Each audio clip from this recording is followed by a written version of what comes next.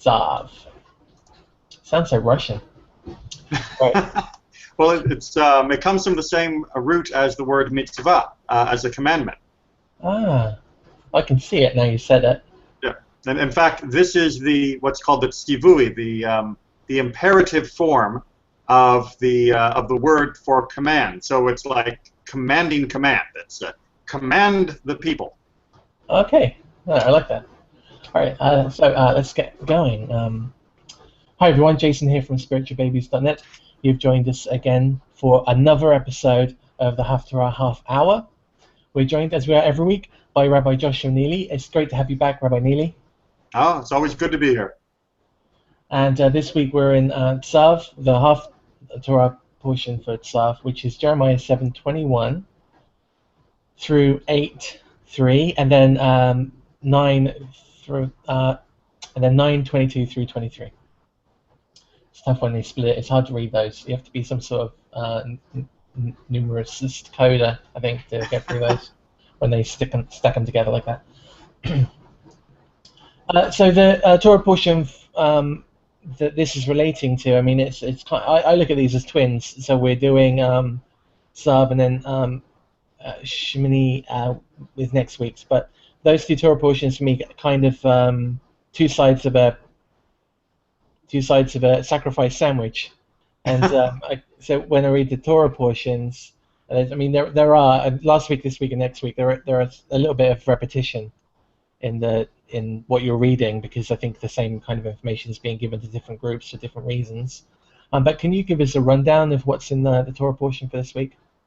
Sure. So Tzav is carrying on from Parashat Vayikra, which is the beginning of the book of Leviticus, and as a reward for everybody who made it all the way through the last few chapters of the book of Exodus and its descriptions of the Mishkan, now we get to find out how to use it.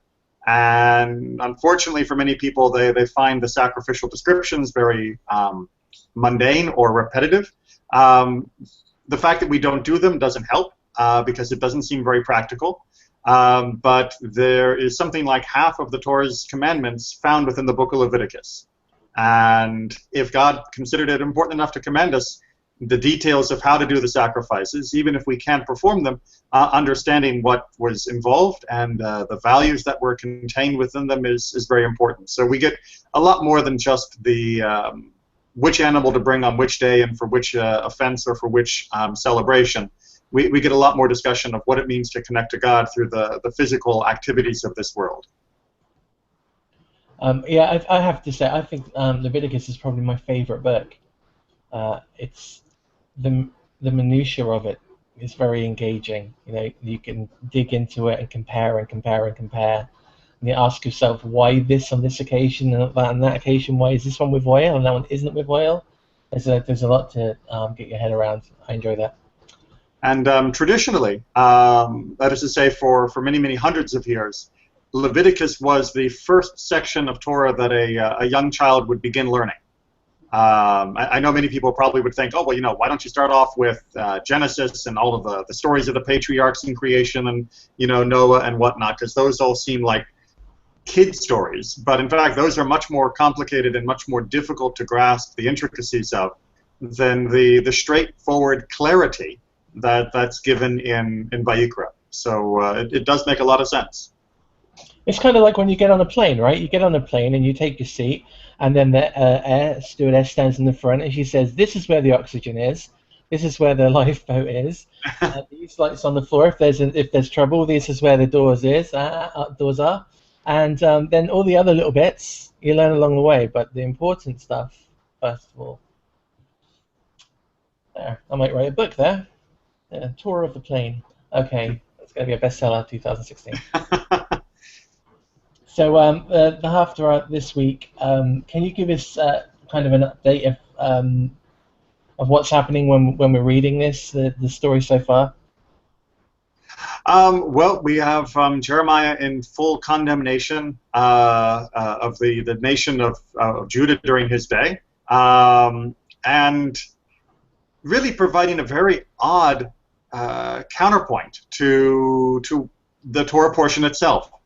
You know, there's a school of thought that says that the sages, the Chachamim, when they were outlining the system of Haftarot, when they were selecting from the prophets, were very, very mindful of what they were doing, very purposeful. They didn't just look for texts that paralleled what was in the Torah reading. They often looked for texts that would counterpoint what was in the Torah reading, so that it wouldn't just be an echo, but it would fill in more and support the bigger ideas of the Torah reading. And this Haftarah is really one of the best examples of that, because in the midst of Jeremiah's lambasting of the people, he basically says that God never told us to bring sacrifices. And it's like, wait a minute.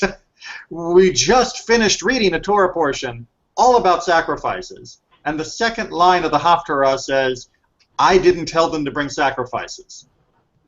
That doesn't sound like it's supporting the Torah portion. That sounds like it's uprooting it. But when you read the entirety of the verse, and we will in just a minute, Jeremiah is very, very clear that what he's saying is, I didn't command them to bring sacrifices for sacrifice's own sake. I commanded them to walk in my ways.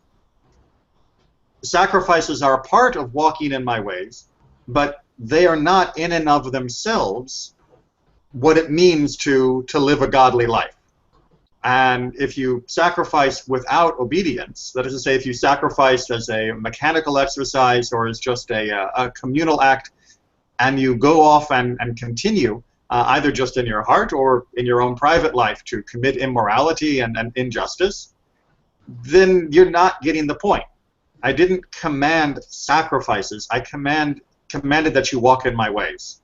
And it really serves very nicely to make sure that the message of the Torah reading is not God-like sacrifices, but that the message of the Torah reading is God wants his people to walk in his ways.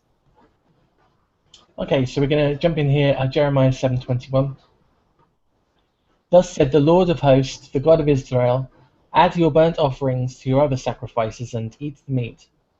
For when I freed your fathers from the land of Egypt, I did not speak with them or command them concerning burnt offerings or sacrifices. But this is what I commanded them, do my bidding, so that I may be your God and you may be my people. Walk only in the way that I enjoin upon you, that it may go well with you. Yet they did not listen or give ear. They followed their own counsels and willfulness of their hearts. They have gone backward, not forward, from the day your fathers left the land of Egypt until today. And though I kept sending all my servants, the prophets, to them daily and persistently, they would not listen to me or give ear. They stiffened their necks. They acted worse than their fathers. It's quite a harsh start, isn't it? Well, but the thing is, when you read it very carefully, it's clear, add your burnt offerings to your other sacrifices. Jeremiah is saying, look, you guys are doing sacrifices, but you're missing the point. So in one sense, you might say Jeremiah is being awfully harsh. I mean, after all, for all the immorality of the people, they are still also continuing the temple service and the sacrificial program. So isn't that, kind of halfway there? And he's saying no, because again, it wasn't just the sacrifices that I commanded because I like sacrifices. So you don't get obedience points for bringing a bunch of sacrifices. They're there for serving me as part of an entire program of elevating your spirit, not as a substitute for it. And they, in and of themselves, serve no function if they are not done with the proper intention. And you can sacrifice as much as you want, as often as you want, and whatever you want. They don't work without having the intention. And of course, that became a very important part of the rabbinic program when the sages said, and therefore, when the sacrifices were taken away from us, that is to say, when the temples were destroyed, we don't have to collapse, because the sacrifices themselves were not the purpose. And they were a supporting part, certainly, of our serving of God, but they're not the only method. They were the purpose. God didn't create the Jewish people, create the Mishkan, create all of Judaism, just so there would be sacrifices. And therefore, without them, the Jewish people and serving of God can continue and go on. And even with, and then Jeremiah talks to his generation that even with them is no substitute for the whole serving God part. So there is it's right, it's a very harsh critique, but in a way it's a harsher critique than it first looks, because they are doing some of what was talked about in the Torah portion, and yet that's not good enough. It's kind of funny when many people, when they think about what they might call the Old Testament of the Tanakh, and we talk about Torah, they have a perception that the Torah is very concrete and it's a mechanical thing. You know, it's just a whole load of tick boxes that you have to do, and that if you do them, then you're going to be okay. It's very kind of clinical and static, and it's interesting reading this passage that people thought about it that way, even in the text sometimes, that they didn't see it as a kind of a fluid thing, as a two-way communication. They looked at it as a the front of a Lego box. This is what you do with the bricks. You will end up with house, child happy. But everyone knows that the best part about the Lego is engaging with the bricks yourself. The front is just a guide. So it's kind of interesting that people lived that way, and that was the common way of engaging with the instruction. Sad. Well, I mean, it's human nature. We want to have a sense of control. We want to have a sense of a guarantee that if we do X, Y, and Z, we will receive results, A, B, C. And that sense of surety is what we crave. It's that same sense of surety, that craving of surety, that gives rise to idolatry and paganism. Because the idea there is that if you perform ritual XYZ to whatever idol you've got, you will guarantee result. And what God tries to say, both in the Torah and through the prophets, is it doesn't work like that. You may want it to work like that. It may feel comfortable if you thought it worked that way, but it doesn't. You have to reach further than that. And indeed, that's going to be kind of the conclusion that Jeremiah is going to have that's tacked on here from chapter 9, that it's not just about reaching certain levels. There's no way to game the system in order to get the results you want. You just have to do it right with the best of intentions and with a community that helps keep you on the right path. And things will, in the long run, in the totality, be better than if you didn't. But if you're looking for, as seen on TV, it doesn't work like that. From 27. You shall say all these things to them, but they will not listen to you. You shall call to them, but they will not respond to you. Then say to them, this is the nation that would not obey the Lord their God, that would not accept rebuke. Faithfulness has perished, vanished from their mouths. I seem to remember a few programs ago we were in another Haftarah, and we read a very similar passage. Well, there are quite a few. I think you might be thinking of the prophecy from Isaiah, where he's doing kav lekav and tzav letzav, which is very appropriate since tzav letzav, command and command, parallels the title of this Torah portion as well. But yeah, the prophets were all very aware that if the people were going to listen, they would have already listened. But really, in that case, it's a question of talking to the people as opposed to talking to people. And the nation, at the time of Jeremiah, was not ready to listen and follow. But individual people were. Individual people were, and the nation as a whole eventually would be. And so the message still had to be given. Shear your locks and cast them away. Take up a lament on the heights, for the Lord has spurned and cast off the brood that has provoked his wrath. Well, it's just a general sign of mourning. The idea being that you have been rejected by God, and you should feel bad about that. Oh, and when we're talking about, when we say locks there, I can imagine reading this without any idea of Jewish culture, and I wouldn't have thought about hair. But I'm talking about hair, right? When I say shear off your locks. Oh yeah, this is in the English term locks. We're not talking about smoked salmon. We're talking about hair. Because I would have been thinking padlocks. But yeah, it's hair. Okay, 30. Think the phrase curly locks. For the people of Judah have done what displeases me, declares the Lord. They have set up their abominations in the house which is called by my name, and they have defiled it. They have built the shrines of Tophet in the valley of Ben Hinnom, to burn their sons and daughters in fire, which I never commanded, which never came to my mind. It's one of the instances in the Tanakh where we explicitly read about human sacrifice being a no-no. Well, being a no-no, but also being something that was practiced. Mm. It's a tragedy, and I know many modern people have difficulty imagining any parent burning their child as a sacrifice, but it has cropped up in just about every part of the world, and in ancient times at one time or another, that people get it into their head that this is going to be the ultimate way to win the favor of whatever god or power they are trying to manipulate and control. That if you want that ultimate surety, then you have to make the ultimate sacrifice. And it shows you how desperate people are for having that sense of security. And although most people wouldn't consider sacrificing their children in fire these days, there are numerous ways that people do either sacrifice themselves or their families for that same sense of security, which is an illusion in the modern world.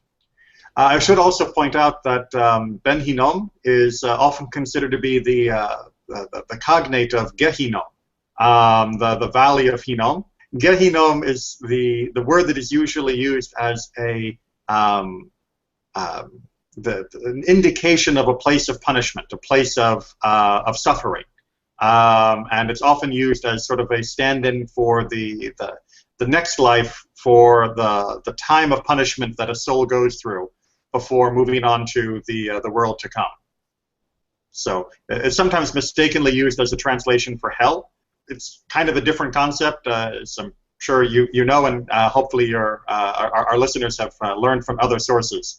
But Gehinnom comes from this citation because nothing was considered more horrific than this site where people used to kill their children. And that area is still there, right? You can visit.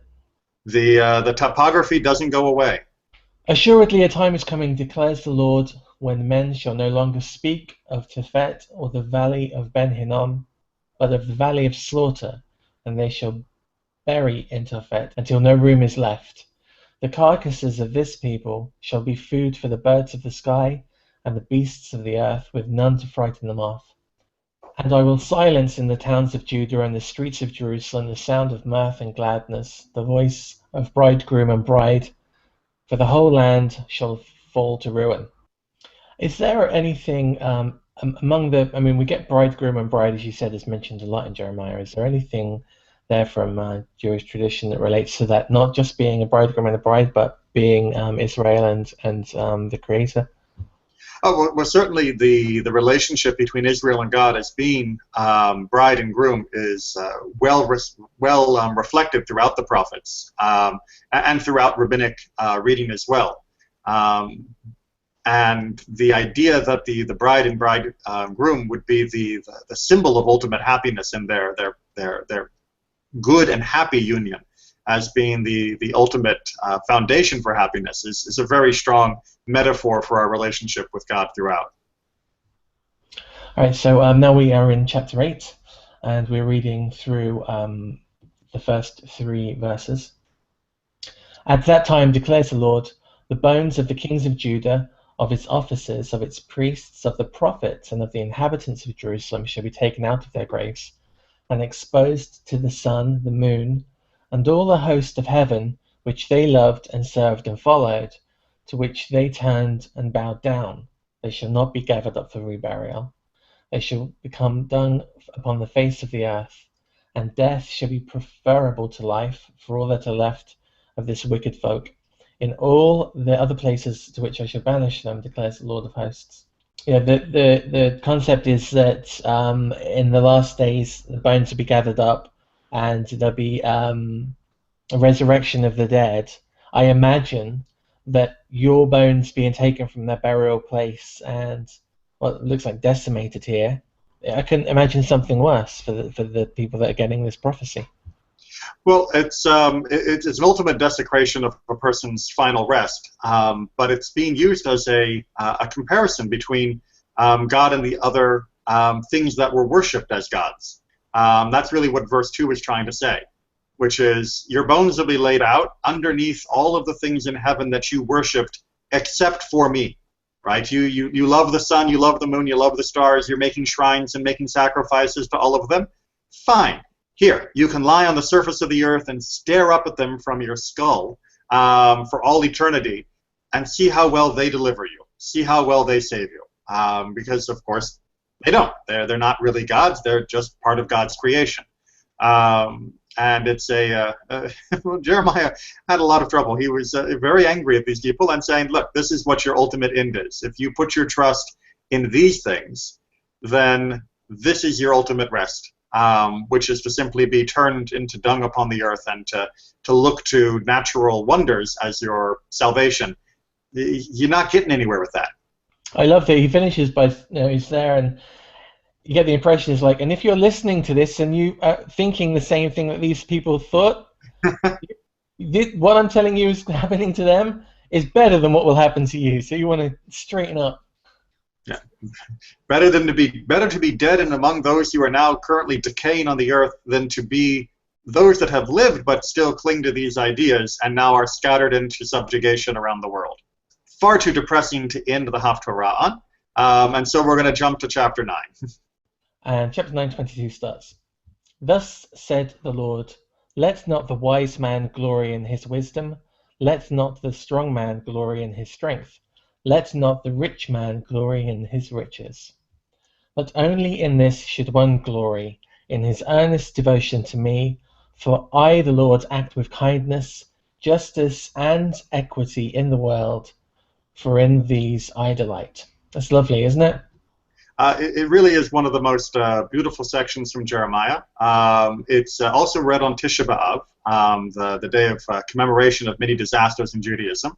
I do have to take exception with the translation, though. The first part, verse 22, no problem. I think the translator gets it very, very well, that if you are wise, you don't glory in your own wisdom, and if you are strong, you don't glory in your strength, and if you are wealthy, you don't glory in your wealth. But verse 23, he misses the point. But only in this should one glory. The punchline, he gets wrong. I mean, earnest devotion, of course, no one's going to say that someone shouldn't be earnestly devoted to God. But the actual Hebrew talks about knowing God. And I can see how he got from the idea that one should understand and know God to earnest devotion to God. But it sells us short on what our aspiration should be. There's a constant tension in both Judaism as well as any spiritual path between the regular and devoted performance of the commandments or desires of one's faith and the true knowledge and understanding of the object of one's worship. And it's very easy to feel that one is incapable of reaching a level of knowledge and understanding and to simply rest on the performance. And I really think that one of the reasons they chose chapter 9 as the uplift for the end of this Haftarah for Parashat Tzav, when they had the whole rest of Jeremiah to pick from, is precisely because they wanted people to realize the ultimate gain from the sacrificial service and all of the commandments was the pathway to knowing God more than just the performance of the commandments. And I think the translator really misses it by short-circuiting the translation to be earnest devotion rather than understanding and knowledge. Because it really is the higher level that we are supposed to be striving for through our observance and devotion. And we can't just stop there. Brilliant. I think that's a perfect place actually to stop there. So there we are, everyone. That was this week's program. Stick around to the end of the video and you'll find out the text for the next Torah portion. I want to thank you, Rabbi Neely, for coming up and joining us again. Oh, thank you, Jason. And we'll see you guys next week. Bye-bye.